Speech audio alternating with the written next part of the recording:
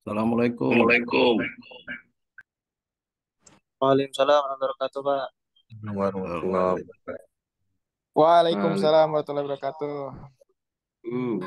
Kita mulai ya. Ya, Pak, Bismillahirrahmanirrahim. siap. Alhamdulillahirrahmanirrahim.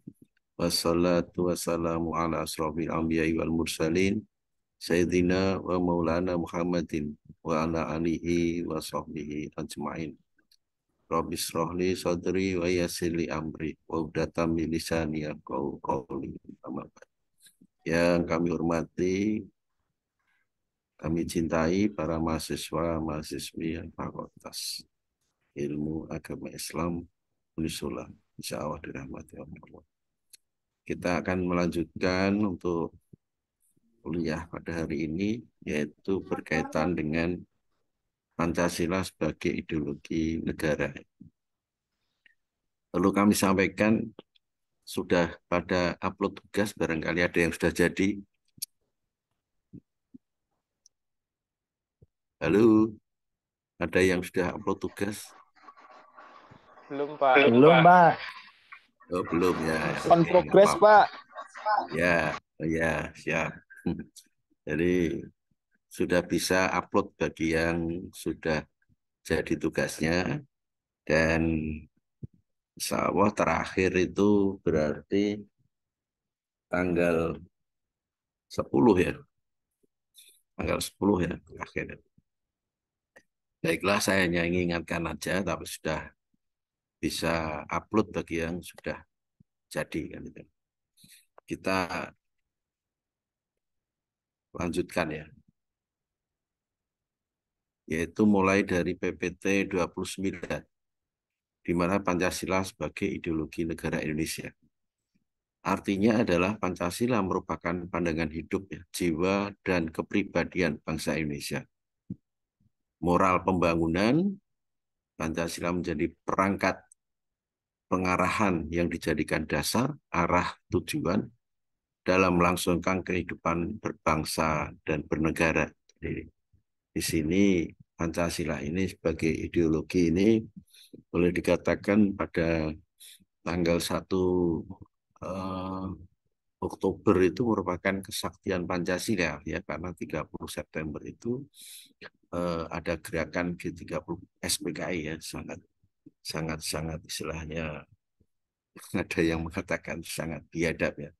Jadi banyak para kiai-kiai yang dibunuh, bahkan juga ada para jenderal ya, yang dibunuh dan dimasukkan ke lubang buaya. Jadi sangat biadab ya, sehingga sekarang tidak boleh ya, untuk istilahnya hidup di bumi Indonesia ini.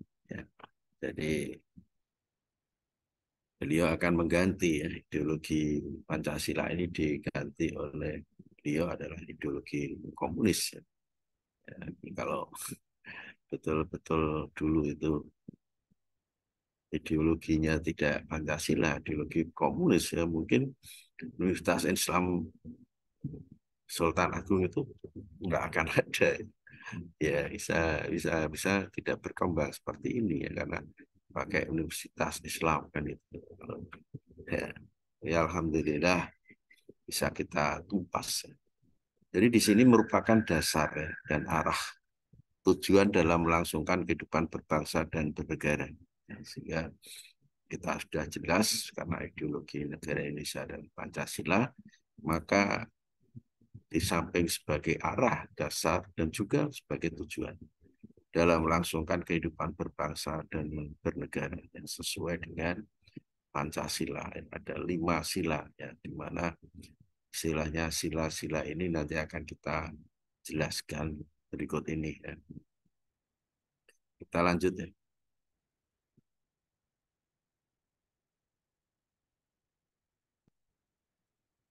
Kita akan mulai dengan asal mula daripada Pancasila itu sendiri. Asal mula secara langsung ya, menurut Notonegoro ya, ini yang terkenal apa? Ini istilahnya dibuat nama Notonegoro ini dibuat apa namanya ramalan ya, dibuat ramalan sama Joyoboyo atau siapa ya, itu bahwa pemimpin atau presiden negara Republik Indonesia itu namanya belakangnya itu Noto Magoro kan itu ya. Kalau nggak Noto Nagoro katanya nggak pas katanya gitu. Ya, ya itu namanya ramalan, boleh percaya boleh tidak kan itu ya. Menurut Noto Nagoro ya, asal mula bahan atau kuasa materialis ya, di mana hakikatnya nilai-nilai yang merupakan unsur-unsur Pancasila itu digali ya, dari bangsa Indonesia yang berupa nilai-nilai adat istiadat, kebudayaan, serta nilai-nilai religius yang terdapat pada kehidupan sehari-hari bangsa Indonesia. Jadi, asal bahan Pancasila adalah pada bangsa Indonesia sendiri yang terdapat dalam kepribadian dan istilahnya pandangan hidup. Sedangkan asal mula bentuk atau kausa formalis, yaitu bentuk daripada Pancasila ini dirumuskan dalam pembukaan Undang-Undang Dasar ya, 1945, di mana isi rumusan formal Pancasila secara resmi tercantum dalam pembukaan Undang-Undang Dasar 1945 alinea 4. Sedangkan tata tulisnya atau sistematika penulisan dan cara pengucapannya diatur dalam Instruksi Presiden nomor 12 tahun 1968, yaitu sebagai berikut. Yang pertama adalah ketuhanan yang Maha Esa, kedua kemanusiaan yang adil dan beradab, ketiga persatuan Indonesia, yang keempat adalah kerakyatan yang dipimpin oleh hikmat, kebijaksanaan dalam permusyawaratan perwakilan, dan 5 adalah keadilan sosial bagi seluruh rakyat Indonesia. Nah ini antara sila yang kedua dengan sila kelima itu adalah penekanan adalah mengenai keadilan ya. Ya. Jadi nanti akan kita jabarkan atau kita jelaskan masing-masing daripada sila-sila dari Pancasila ini. Adapun asal mula karya atau kausa efisien, yaitu asal mula yang menjadikan Pancasila dari calon dasar negara menjadi dasar negara yang sah. Di sini bahwa PPKI, ya, PPKI lah yang sebagai pembentuk ya, negara mengesahkan Pancasila sebagai dasar negara setelah melalui pembahasan ya, baik di sidang BPUPKI dan Panitia 9 itu ya. Jadi saudara mungkin di SMP SMA sudah mengenal kaitannya dengan hal tersebut ya. Sedangkan asal mula tujuan atau causa finalis, yaitu tujuan yang dirumuskan Pancasila oleh pendiri negara, dalam hal ini BPUPKI dan Panitia 9 termasuk Soekarno-Hatta, adalah dijadikan sebagai dasar negara. Yang kedua, asal mula tidak langsung. Di asal mula langsung itu ada istilahnya asal mula bahan, asal mula bentuk, ya, dan isi, ya, serta asal mula karya, asal mula tujuan. Sedangkan yang kedua, asal mula tidak langsung, yaitu asal mula sebelum proklamasi kemerdekaan, adalah diawali ya, dari nilai-nilai yang terdapat pada adat istiadat, budaya, dan agama. Secara tidak langsung ya, terdapat pada kepribadian, serta dalam istilahnya pandangan hidup sehari-hari bangsa Indonesia. Sehingga rumusan dan istilahnya sistematika Pancasila ya, boleh dikatakan periode tanggal 17 Agustus 1945 sampai 20 Desember 1949 itu bunyinya adalah yang pertama ketuhanan yang Maha Esa, dua kemanusiaan yang adil dan beradab, ketiga persatuan Indonesia, yang keempat kerakyatan yang dipimpin oleh hikmah kebijaksanaan dalam permusyawaratan perwakilan, dan kelima adalah keadilan sosial bagi seluruh rakyat Indonesia. Ini sama ya seperti istilahnya tidak berubah kan itu. Adapun rumusan dan sistematika Pancasila periode 27 istilahnya Desember 1949 sampai 17 Agustus 1950, ini rumusan dan sistematika Pancasila yang terdapat pada Mukadim Konstitusi Republik Indonesia Serikat. Ini hanya berbunyi yang pertama, ketuhanan yang Maha Esa, dua, peri kemanusiaan, tiga, kebangsaan, empat, kerakyatan, dan yang kelima adalah keadilan sosial. Jadi semacam disingkat istilahnya. Ya. Adapun rumusan dan sistematika Pancasila periode 17 Agustus 1950 sampai 5 Juli 1959, yaitu dengan adanya dekret Presiden 5 Juli 1959, maka berlaku kembali Undang-Undang Dasar. Ya. Dengan demikian rumusan sistematika Pancasila tetap seperti yang tercantum dalam pembukaan.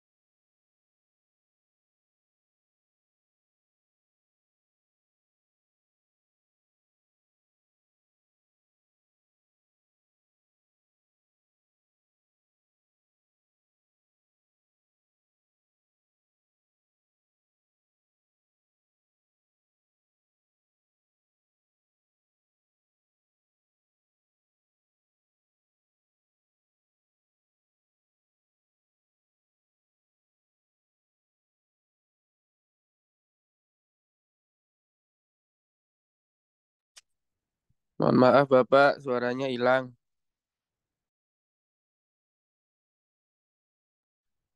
Dosennya metu rip, mbok kick mau.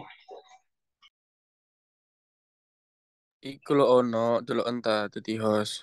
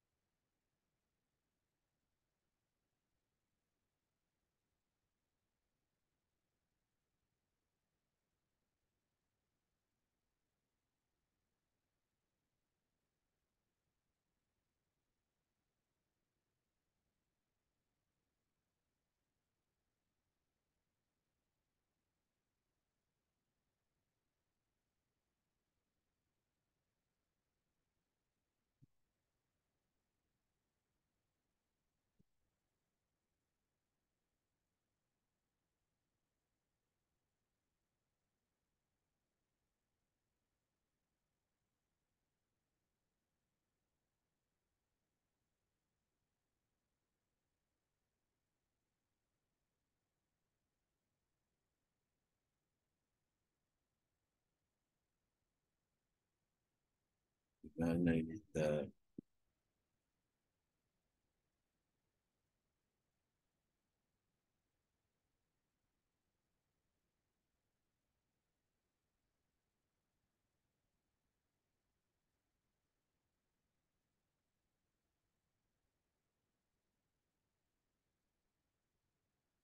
Halo.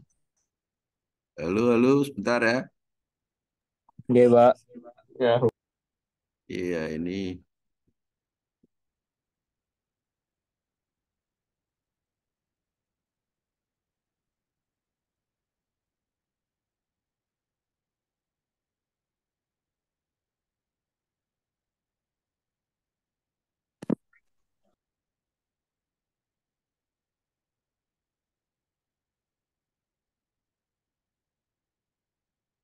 sudah dengar suara saya?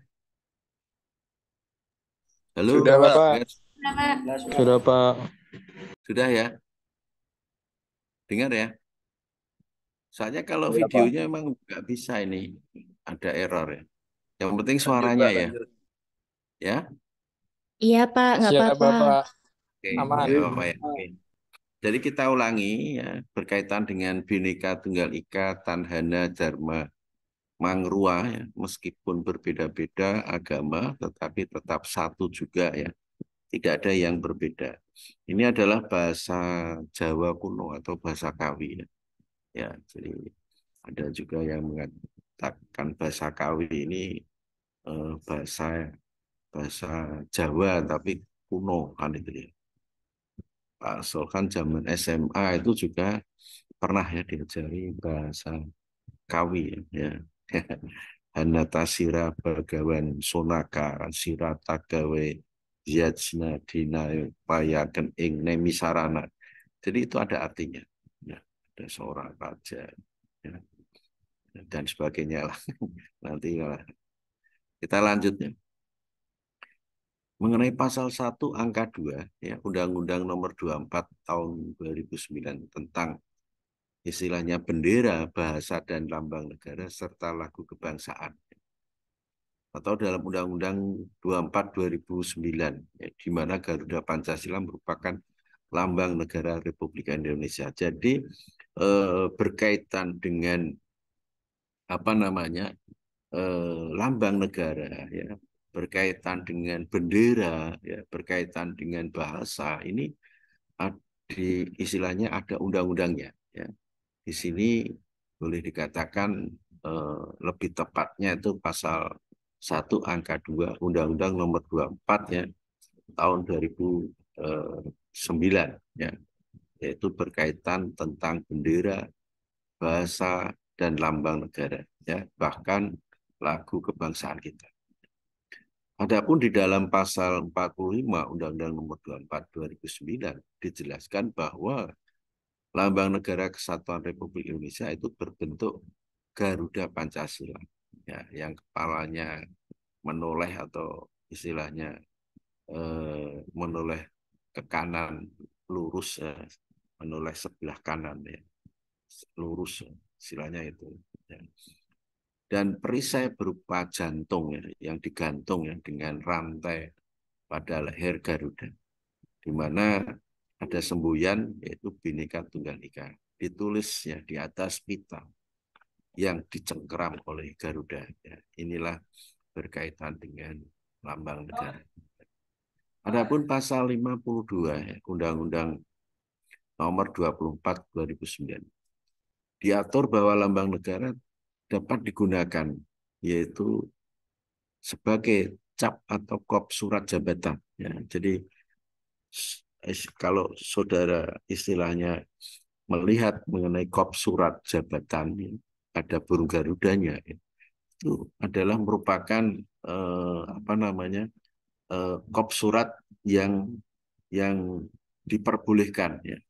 Ada semacam apa namanya kop surat DPR ya, ada kop surat menteri dan sebagainya, bahkan ya kop surat notaris ya itu pakai istilahnya lambang negara yaitu burung Garuda. Ya, jadi saya sendiri kan punya anak ya nomor 1 itu jadi notaris ya di Kendal.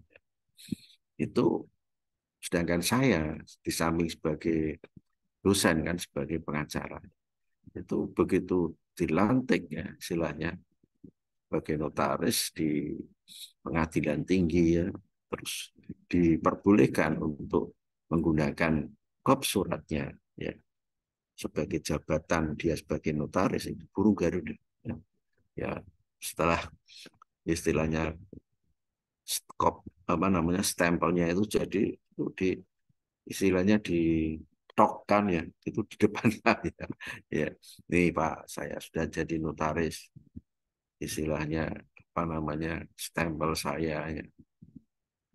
Ini burung Garuda Bapak sebagai pengacara istilahnya stempelnya bikin sendiri nggak boleh pakai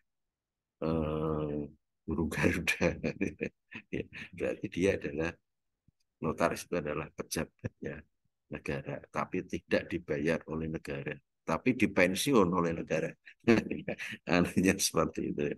Tapi kalau pengacara ya istilahnya diangkat oleh istilahnya negara melalui pengadilan tinggi setelah melalui beberapa persyaratan ya, ya, tetapi tidak dipensiun ya. Tidak dapat gaji dan tidak dipensiun ya seumur hidup istilahnya kalau kalau pengacara kalau notaris ada pensiunnya istilahnya ada istilahnya usia pensiun ya.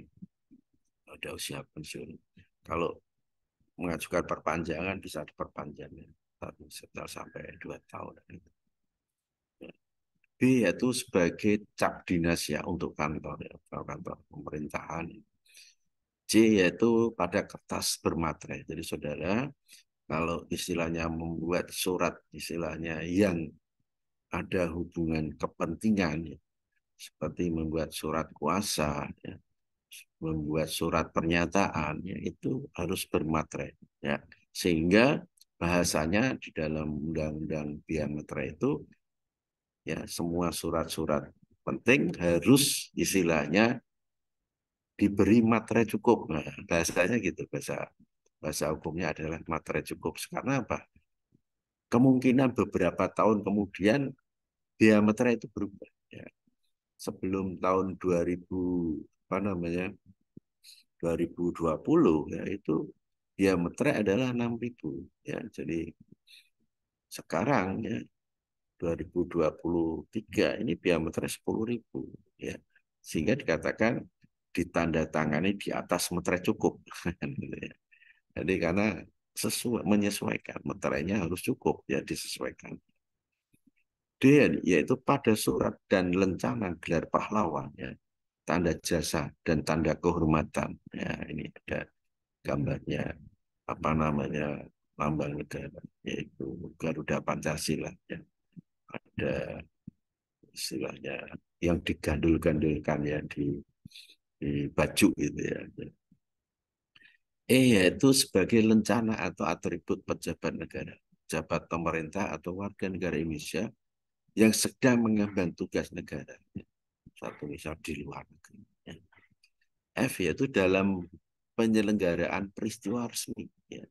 Dalam penyelenggaraan peristiwa resmi bisa juga menggunakan lambang negara yaitu Garuda.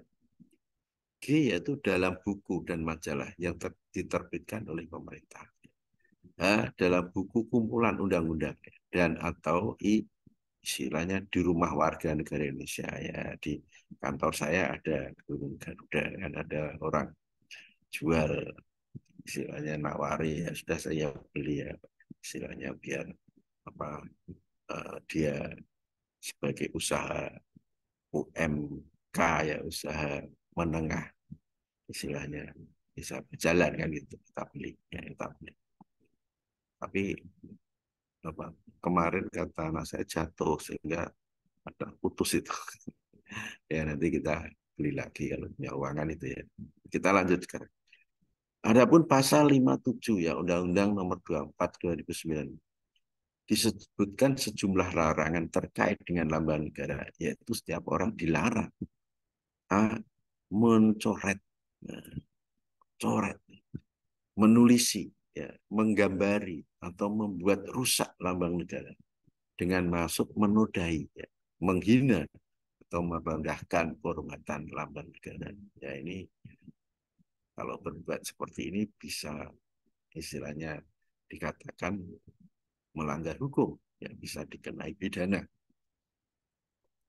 B. Menggunakan lambang negara yang rusak, yang tidak sesuai dengan bentuk, warna, dan perbandingan ukuran. Nah, seperti apa garda tempat saya itu kemarin jatuh hingga putus ya, sehingga ini harus diganti kan itu ya. C. Membuat lambangnya untuk perorangan, partai politik, ya, perkumpulan, organisasi, dan atau perusahaan yang sama, atau menyerupai lambang negara. Nah, ini kemarin lambangnya apa namanya salah satu partai pernah di istilahnya eh, istilahnya di apa ya istilahnya kok agak mirip gitu, ada yang dipermasalahkan kan itu ya, ya monggo ya. D yaitu menggunakan lambang negara untuk keperluan selain yang diatur dalam undang-undang ini, nggak boleh, ya dilarang. Selanjutnya, penggunaan lambang negara untuk keperluan selain diatur dalam pasal 57 Undang-Undang Nomor 24 tahun 2009 tersebut di atas dapat dipidana dengan pidana penjara paling lama 1 tahun. Oh, berat ya. 1 tahun itu berat ya. Paling lama 1 tahun. Diputus istilahnya 5 hari aja berat kalau memang itu harus istilahnya masuk penjara ya. Masuk penjara atau kurungan satu misalnya. Di rumah saja 5 hari itu juga berat ya. Apalagi kita sendiri aja suatu misal HP-nya rusak satu misal. Kita nggak pegang HP, HP-nya masih diperbaiki itu kita sudah juga bingung kan gitu ya. Jadi anehnya orang istilahnya ke kuliah ya atau dosen pergi ke kampus ya. Itu kalau HP-nya ketinggalan ya. Ini bingungnya bukan main. Bahkan mungkin pulang lagi untuk diambil kan gitu ya. Jadi semacam HP ini kebutuhan pokoknya, apalagi sampai dipidana penjara. Jadi pidana ada pidana penjara, ada pidana kurungan ya. Kalau pidana penjara berarti masuk lembaga pemasyarakatan. Kalau pidana kurungan biasanya di rumah. Apakah itu pidana kota atau pidana rumah kan itu. Jadi ada penjara, ada kurungan. Ya. Atau denda ya paling banyak 100 juta. 100 juta. Ya, ini denda paling banyak 100 juta. Ya. Lihat pasal 69. Ya mana-mana ya kita seperti dosen itu gajinya berapa kalau suruh membayar denda 100 juta ini kan juga berat. Ya, ya monggo lah ya kita hati-hati sendiri lah. Ya. Insya Allah kalau mahasiswa Unisula, dosen Unisula nggak akan seperti itu. Ya. Selanjutnya mengenai ide dasar Pancasila, ya, yaitu merupakan nilai keseimbangan. Ya. Ide dasar Pancasila itu adalah nilai keseimbangan. Yang pertama nilai ketuhanan. Ya. Ini berkaitan dengan moral dan religius. Ya. Azas keadilan berdasarkan ketuhanan yang Maha Esa. Nah, jadi di sini ada istilahnya nilai keseimbangan berkaitan dengan moral dan religius. Yang kedua adalah nilai kemanusiaan. Hal ini bisa dikatakan merupakan humanistik, ya, yaitu asal personal, ya, modifikasi dan persamaan. Yang ketiga adalah nilai kemasyarakatan, yaitu nasionalistik, ya, demokratik dan keadilan sosial, yaitu asas keadilan sosial, ya, asas demokrasi dan keadilan ya, dalam ini keadilan Pancasila. Ya. Jadi di situ keadilan Pancasila itu boleh dikatakan keadilan yang bermartabat, ya, terutama pada sila kedua dan sila kelima. Apa itu keadilan yang bermartabat? Yaitu memanusiakan manusia. Ya. Itulah yang namanya keadilan Pancasila atau keadilan yang bermartabat. Ya. Jadi kita itu suruh berbaik ya dengan siapa saja ya, dengan orang lain ya itu harus berbaik. Ya. Jadi ada yang mengatakan kalau orang itu istilahnya tirakat, yaitu harus baik ya dengan orang lain. Itu sudah dinamakan tirakat. Dan mengatakan seperti itu. Kita lanjut ya. Sekarang kita berbicara mengenai Pancasila ya, sebagai sumber tertib negara ya, dan sumber tertib hukum. Nah, jadi ini ada kajian ya, Pancasila sebagai sumber tertib negara dan sumber tertib hukum ya. Dalam ini apa namanya, bisa kita jelaskan bahwa Pancasila sebagai dasar negara harus menjadi landasan bagi peraturan-peraturan dalam tertib hukum Indonesia, yaitu menjadi sumber bagi penyusunan peraturan perundang-undangan. Ya. Jadi undang-undang, terutama undang-undang dasar dan sebagainya, apalagi yang ada di bawahnya ini harus ya bersumber ya, atau sebagai sumber tertib negara, yaitu atau sumber tertib hukum, yaitu Pancasila. Karena apa? Karena Pancasila ini merupakan grundnorm, ya, norma hukum tertinggi, ya, norma hukum tertinggi, ya, sebagai dasar negara, sehingga dia sebagai grundnorm, norma hukum tertinggi, ya, sehingga undang-undang dasar dan di bawahnya ini harus ya sumbernya adalah Pancasila. Tidak boleh tidak. Ya. Apabila peraturan dibuat berdasarkan Pancasila, maka menjamin ya, di samping sifatnya yang resmi, pelaksanaan itu teratur ya, dan dapat dipertanggungjawabkan secara yuridis. Ya.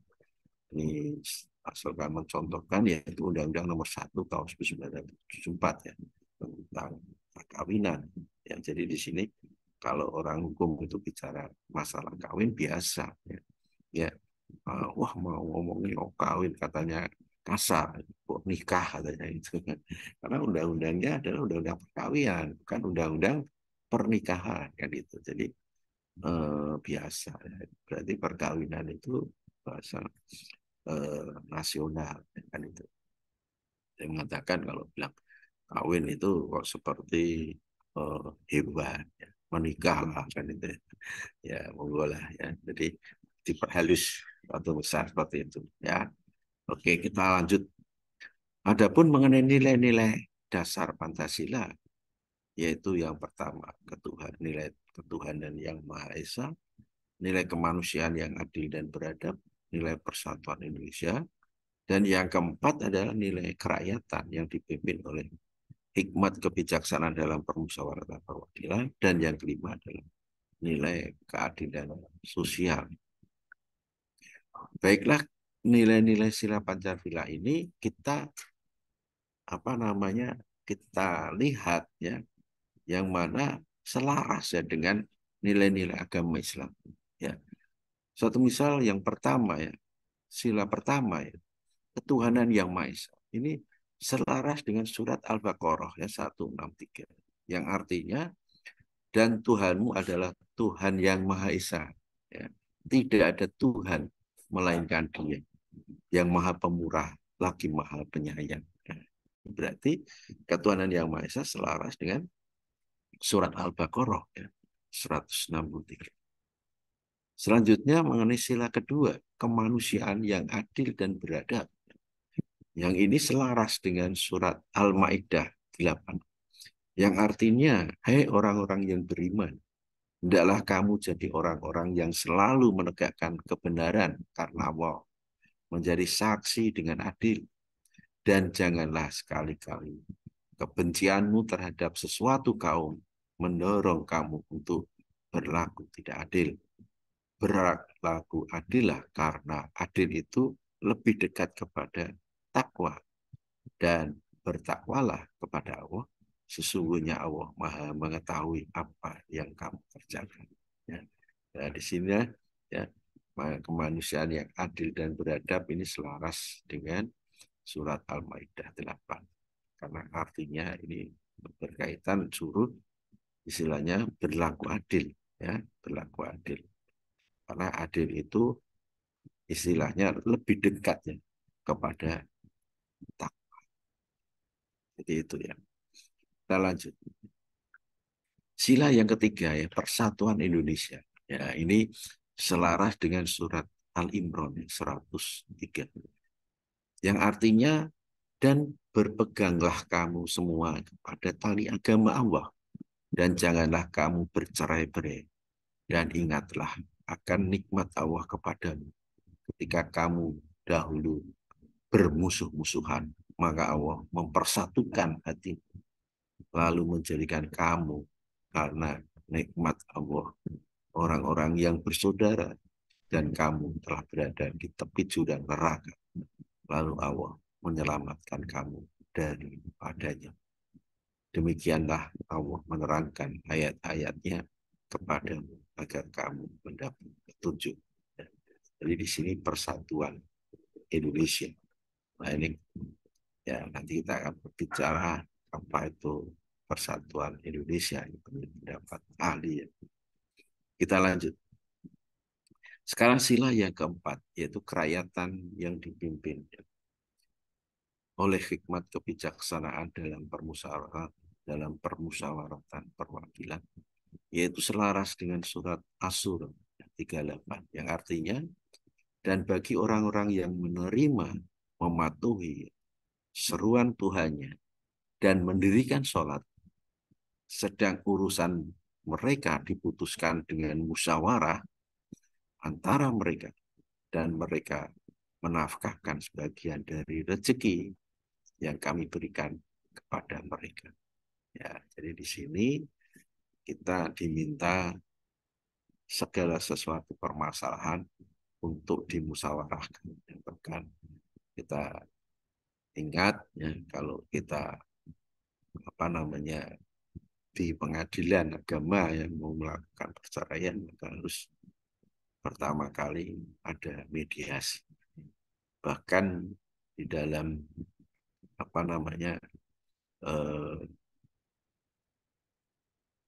undang-undang ya, istilahnya sistem peradilan pidana anak itu juga mengedepankan mengenai diversi. Berarti harus istilahnya di diselesaikan secara kekeluargaan ya, di luar sistem peradilan pidana. Nah, bahkan KUHP kita yang baru ya, nanti berlaku pada tahun 2027 ya, ini sudah istilahnya memasukkan yaitu mengenai keadilan restoratif ya, atau boleh dikatakan restoratif justice ya, ya untuk di kalangan kepolisian, kejaksaan, pengacara, pengadilan diselesaikan dengan RJ, nah, istilahnya kan ya. Jadi semua istilahnya melalui musyawarah, mediasi dan sebagainya, karena supaya tidak menimbulkan dendam dan sebagainya. Yang kelima adalah keadilan sosial bagi seluruh rakyat Indonesia. Hal ini selaras dengan surat An-Nahl ayat 90 dan surat Al-Hasr ayat 7. Yang artinya apa saja harta rampasan yang diberikan Allah kepada Rasul-Nya yang berasal dari penduduk kota-kota, maka adalah Allah, Rasul, kerabat Rasul, anak yatim, orang-orang miskin, dan orang-orang yang dalam perjalanan, supaya harta itu jangan hanya sekedar di antara orang-orang kaya saja di antara kamu. Apa yang diberikan Rasul kepada kamu, maka terimalah. Dan apa yang dilarangnya bagimu, maka tinggalkanlah.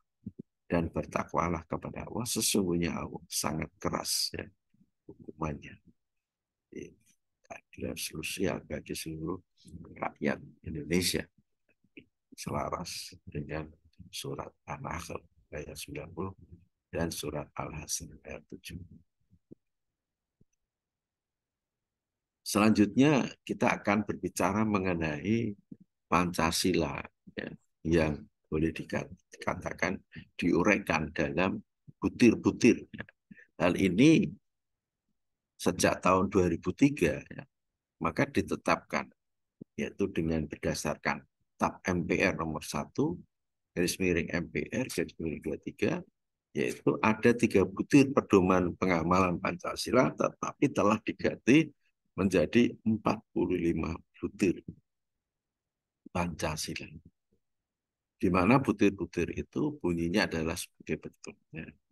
Sila pertama adalah ketuhanan yang Maha Esa.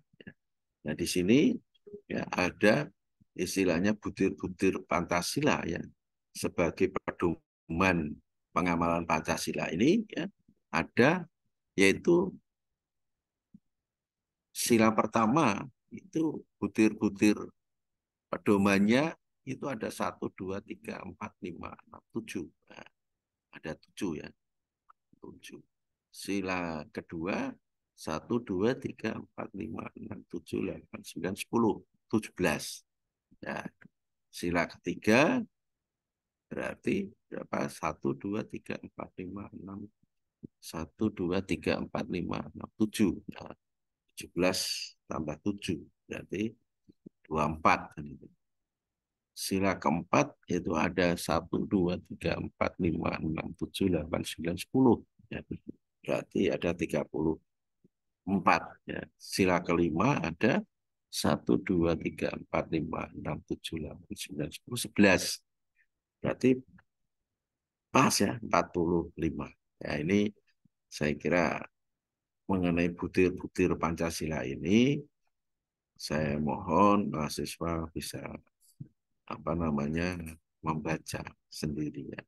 Karena ini merupakan pedoman ya, pedoman berkaitan dengan sila-sila yang ada Pancasila ya. Jadi merupakan butir-butir pedoman mengenai Pancasila ini. Ya, sila pertama ya, itu ada bangsa Indonesia menyatakan kepercayaan ya, dan ketakwaannya terhadap Tuhan Yang Maha Esa dan seterusnya. Ya. Sila kedua kemanusiaan yang adil dan beradab, butir-butirnya itu yaitu diantaranya mengakui dan memperlakukan manusia sesuai dengan harkat dan martabatnya sebagai makhluk Tuhan Yang Maha Esa dan sebagainya. Nah, sila ketiga yaitu persatuan Indonesia, butir-butirnya antara lain mampu menempatkan persatuan, kesatuan, serta kepentingan dan keselamatan bangsa dan negara sebagai kepentingan bersama ya, di atas kepentingan pribadi dan golongan dan sebagainya. Ya.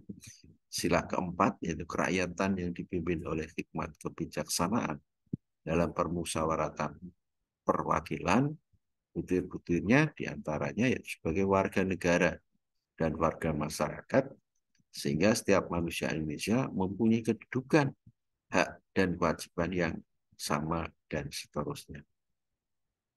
Sila kelima yaitu keadilan sosial bagi seluruh rakyat Indonesia.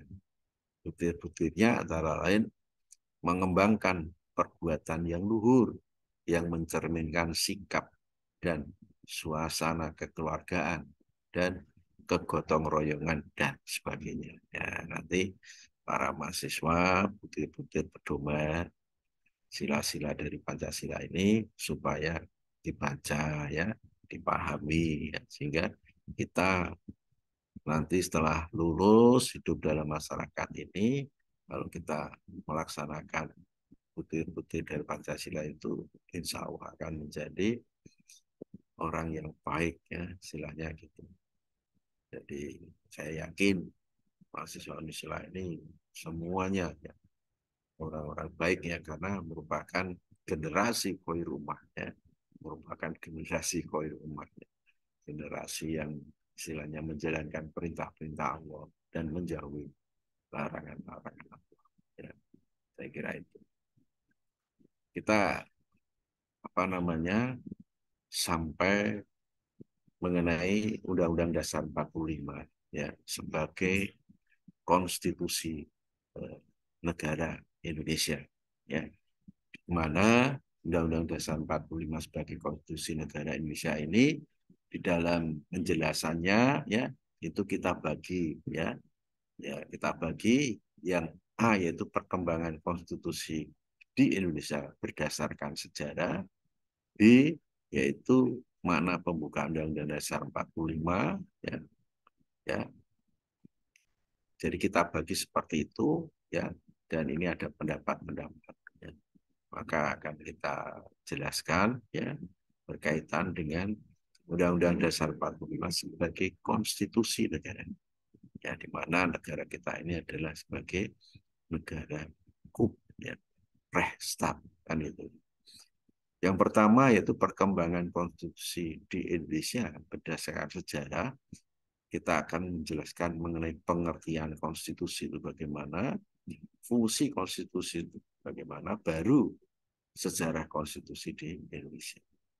B. Makna pembukaan Undang-Undang Dasar 1945, yaitu yang pertama makna pembukaan Undang-Undang Dasar 1945, baru yang kedua pokok pikiran, ya, daripada pembukaan 1945, dan yang ketiga adalah kedudukan pembukaan Undang-Undang Dasar 1945, ya, di mana Undang-Undang Dasar 45 itu diamandemen, ya, tetapi berkaitan dengan pembukaannya itu tidak ada istilahnya penyempurnaan atau pergantian, ya. Yang ada adalah berkaitan dengan batang tubuh atau pasal-pasal, ya. Bahkan setelah diamandemen, setiap pasal-pasal itu dibuat secara jelas, maka Undang-Undang Dasar 45 yang sekarang itu tidak ada penjelasannya, ya. Tetapi sebelum diamandemen, sebelum disempurnakan, ada penjelasannya, ya. Kan itu. Sekarang kita berbicara mengenai perkembangan konstitusi di Indonesia. Pengertian konstitusi, ya. Apa itu konstitusi? Konstitusi, ya, dalam bahasa Belanda itu dinamakan grondwet, ya.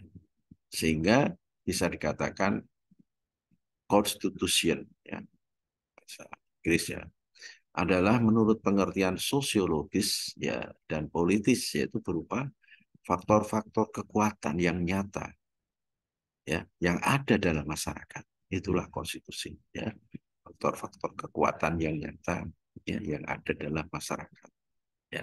Sehingga konstitusi menggambarkan hubungan antara kekuasaan-kekuasaan yang nyata dalam negara, ya, dalam hal ini seperti raja, ya, partai politik, ya, anggota dewan dan sebagainya, ya, ini merupakan kekuasaan yang nyata.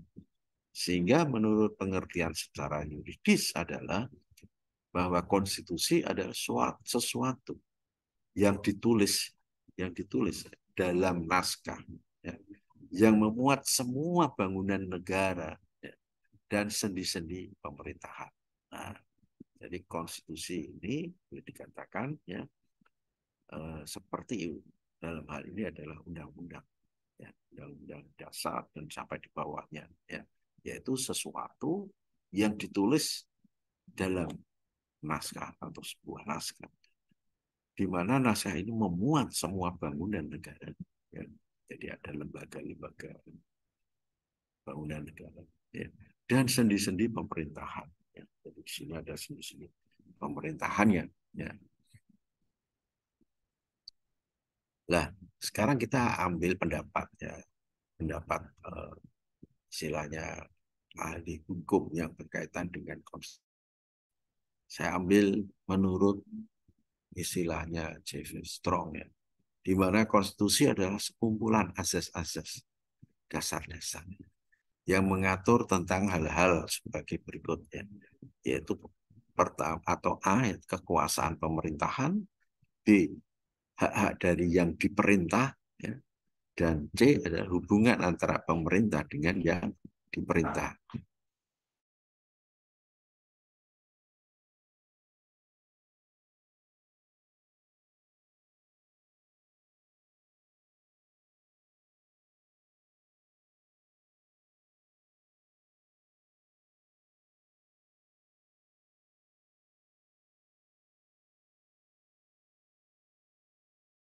Konstitusi adalah seluruh sistem, ya, mengenai ketatanegaraan suatu negara yang berupa kumpulan peraturan yang membentuk,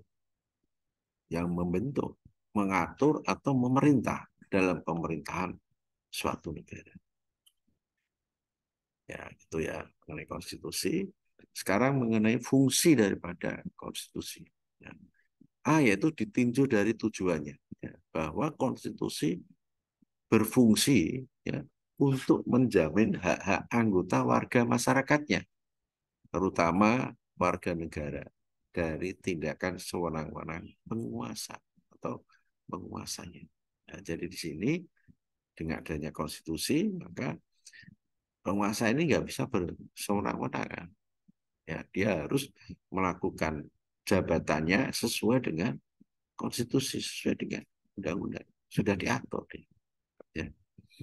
B, yaitu ditinjau dari penyelenggaraan pemerintahannya, maka konstitusi berfungsi sebagai landasan struktural penyelenggaraan pemerintahan menurut suatu sistem ketatanegaraan yang pasti. Dan pokok-pokoknya telah dituangkan dalam aturan-aturan mengenai konstitusinya. Ya, dalam hal ini seperti mengatur tentang masalah pokok penyelenggaraan negara, ya, baik mengenai ideologi, ya, tujuan dasar negara, ya, sistem pemerintahan negara, kan itu, ya, dan sebagainya. Ya. Yang selanjutnya yaitu sejarah konstitusi di Indonesia. Indonesia dari sejak proklamasi kemerdekaan 17 Agustus 1945 sampai sekarang telah berlaku 3 macam undang-undang dasar. Ya.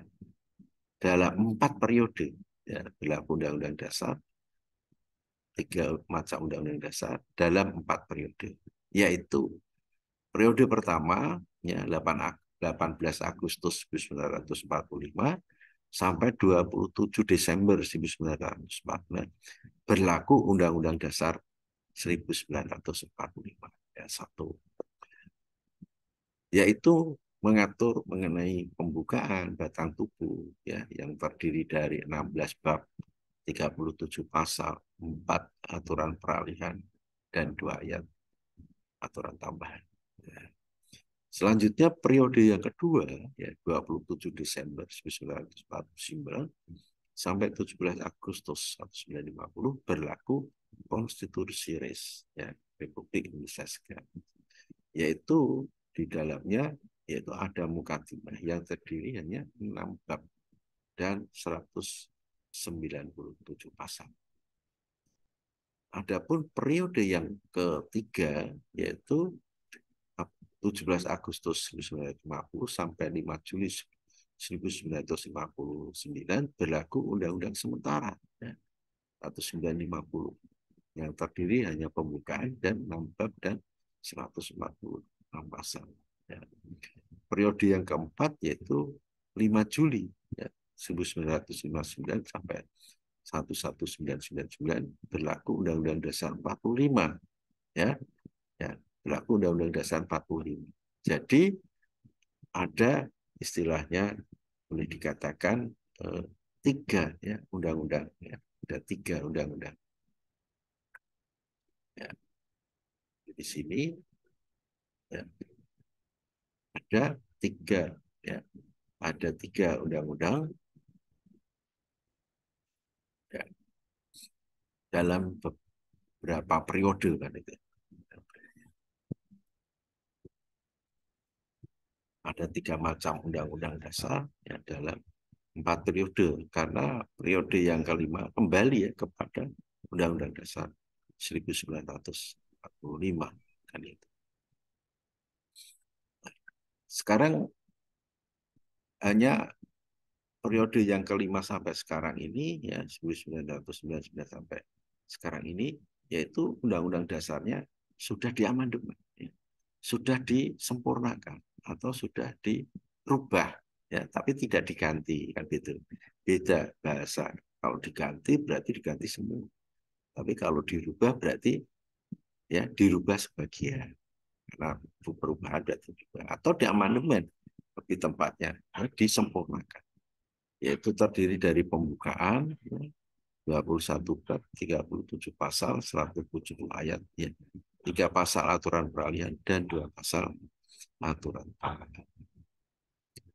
alasan diadakan amandemen terhadap Undang-Undang Dasar 1945 ini ya ya sebagai berikut ya. A, bahwa Undang-Undang Dasar 45 memberikan kekuasaan yang sangat besar kepada presiden ya, sehingga dulu zaman Pak Harto ya, zaman Pak Karno ini kekuasaan sangat besar. Zaman Pak Karno bahkan presiden itu dalam Undang-Undang Dasarnya adalah seumur hidup ya. Zaman Pak Harto yaitu 5 tahun sekali, tetapi kalau dia nyalon dan dipilih lagi ya maka jadi lagi ya, sehingga sampai 32 tahun berkuasa. Nah, disinilah maka perlu diadakan amandemen terhadap Undang-Undang Dasar 45 ya, karena memberi kekuasaan yang sangat besar pada presiden.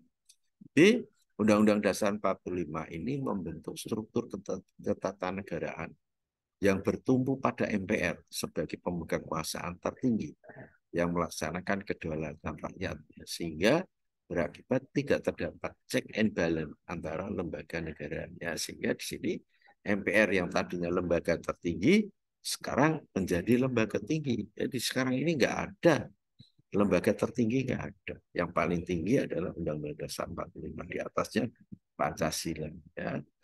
Sehingga setelah diamandemen ya tidak ada lembaga tertinggi, adanya ada BPK, keduanya MPR ya, di mana MPR ini terdiri dari DPR dan DPD, terus presiden dan wakil presiden ya, terus DPA juga tidak ada karena Dewan Pertimbangan Agung itu sudah masuk ya di dalam struktur presiden wakil presiden sebagai penasihat presiden ya. Dalam hal ini kalau nggak salah diketuai oleh Wiranto sebagai penasihat presiden, sedangkan staf presiden diketuai oleh Muldoko, kepala staf presidenan ya, sudah dalam situ ya. BPS sehingga nggak ada, dulu ada, dan apa namanya lembaga tinggi lainnya yaitu kekuasaan kehakiman ya, kekuasaan kehakiman, di mana kekuasaan kehakiman ini terdiri dari Mahkamah Agung, Mahkamah Konstitusi, dan Komisi Yudisial. Sekarang mengenai makna pembukaan Undang-Undang Dasar 45. Makna pembukaan Undang-Undang Dasar 45 bahwa setiap alinea pembukaan Undang-Undang Dasar 45 memiliki pengertian yang berbeda. Ya. Memiliki pengertian yang berbeda-beda. Alinea pertama mengandung makna bahwa ada pengakuan ya, bahwa bangsa Indonesia menjunjung tinggi hak kodrat dari setiap bangsa untuk merdeka. Selanjutnya ada pernyataan ya, bahwa bangsa Indonesia tidak setuju adanya penjajahan di atas dunia. Ini alinea pertama. Selanjutnya makna selanjutnya ada keinginan bangsa kita untuk melepas diri dari penjajahan. Dan yang selanjutnya ada pernyataan bahwa bangsa kita siap membantu bangsa-bangsa lain untuk merdeka. Adapun makna daripada alinea kedua yaitu perjuangan bangsa kita telah sampai pada saat yang tepat, yaitu kemerdekaan, di mana bangsa kita ini menghormati dan menghargai para pahlawan bangsa Indonesia yang telah menghantarkan ke depan pintu gerbang kemerdekaan. Selanjutnya, kemerdekaan bukan akhir dari perjuangan bangsa kita, tetapi merupakan jembatan menuju terwujudnya cita-cita bangsa Indonesia, yaitu masyarakat adil dan makmur. Sayangnya pejabat-pejabat kita banyak yang maksudnya istilahnya oknumnya ya, banyak yang korupsi, bahkan korupsinya ya, tanggung ya, tidak hanya miliar tapi triliun. Alhamdulillah katanya kalau korupsi itu tidak berdosa, suap menyuap tidak berdosa, tapi adalah ancamannya adalah hukumannya adalah neraka ya, jadi tidak bisa sholat taubat katanya karena langsung neraka. Kalau berdosa bisa sholat taubat ya, taubatnya diterima ya dosanya hilang katanya ya. Di depan saya ini kan istilahnya para apa namanya gus-gus ini ya, gus-gus. Ya, kita lanjut. Alinea ketiga yaitu bermakna ada pengakuan religius bahwa kemerdekaan ini diperoleh berkat Allah Subhanahu wa taala. Ya, sehingga kemerdekaan Indonesia itu dinamakan istilahnya religiusitas, dinamakan religiusitas. Ya, jadi kemerdekaan atas kehendak Allah Subhanahu wa taala. Sehingga kita ini kalau tidak religiusitas, tidak kehendak Allah Subhanahu wa taala, kita nggak akan merdeka, ya. Karena apa? Para penjajah ini kan punya istilahnya peralatan perang yang modern, ya. Sedangkan kita hanya bambu runcing, ya. Hanya bertekad, ya, merdeka atau mati, kan gitu. Selanjutnya bahwa kemerdekaan bangsa kita ini dimotivasi oleh keinginan luhur untuk menjadikan bangsa ini bebas dari penjajahan. Selanjutnya penegasan dari pengukuhan atas proklamasi kemerdekaan Indonesia. Jadi kita sudah memproklamirkan, ya, istilahnya itu, dan diakui oleh beberapa negara, dan kita sudah menjadi anggota PBB. Nah, walaupun negara kita istilahnya non-blok. Selanjutnya mengenai alinea keempat, ya, yaitu yang bermakna mengandung dasar dan tujuan negara, yaitu A. melindungi segenap bangsa Indonesia dan seluruh tumpah darah Indonesia. B. memajukan kesejahteraan umum. C. mencerdaskan kehidupan bangsa. D. ikut serta melaksanakan ketertiban dunia, ya, yaitu adanya ketentuan tentang penyusunan kemerdekaan bangsa kita dalam satu undang-undang dasar negara Indonesia. Selanjutnya menegaskan tentang bentuk negara kita dan adanya dasar negara, yaitu Pancasila. Adapun pokok pikiran pembukaan Undang-Undang Dasar 45, yaitu pokok pikiran dalam pembukaan Undang-Undang Dasar 45 meliputi, ya, suasana kebatinan, ya, dari Undang-Undang Dasar Negara Indonesia, yaitu pokok pikiran pertama, ya, negara melindungi segenap bangsa Indonesia, dan seterusnya, negara mengatasi segala paham golongan, mengatasi segala paham perseorangan, negara menjadi persatuan. Pokok pikiran yang kedua yaitu negara hendak mewujudkan keadilan sosial bagi seluruh rakyat Indonesia, yaitu bahwa negara memiliki kewajiban, ya, untuk mewujudkan kesejahteraan umum, mencerdaskan kehidupan bangsa, dan menciptakan keadilan sosial dalam kehidupan masyarakat. Pokok pikiran yang ketiga yaitu negara yang berkedaulatan rakyat, itu berdasarkan atas kerakyatan. Sistem negara yang terbentuk dalam Undang-Undang Dasar harus berdasar atas kedaulatan rakyat berdasarkan musyawarah perwakilan. Pokok pikiran yang ketiga, negara berdasarkan ketuhanan yang Maha Esa menurut dasar kemanusiaan yang adil dan beradab. Bahwa Undang-Undang Dasar itu harus mengandung isi yang mewajibkan budi pekerti kemanusiaan yang luhur dan memegang teguh cita-cita moral rakyat yang luhur.